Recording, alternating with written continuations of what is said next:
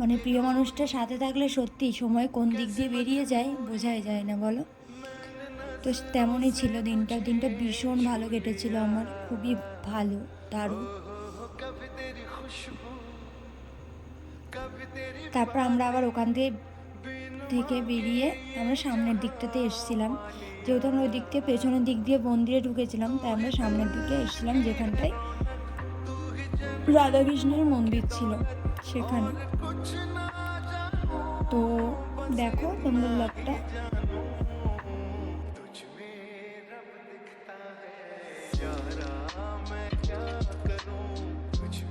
দেখো গঙ্গার সাথে সূর্য অস্ত যাচ্ছে, এত সুন্দর একটা পরিবেশ, কি বলবো।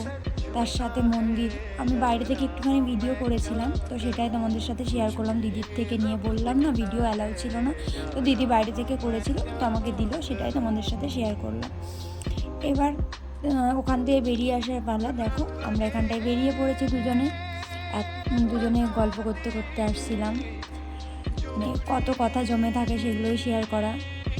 তো আস্তে আস্তে আমরা কল্যাণী হাইওয়ের এখানটায় একটা ক্যাফেতে দাঁড়িয়েছিলাম। দেখো ক্যাফের নামটা দেখে দিলাম।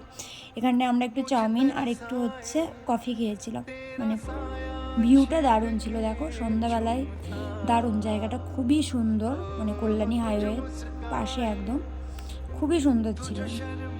আর কফিটাও ভালো ছিল। তো আজকের ভিডিওটাই পর্যন্তই।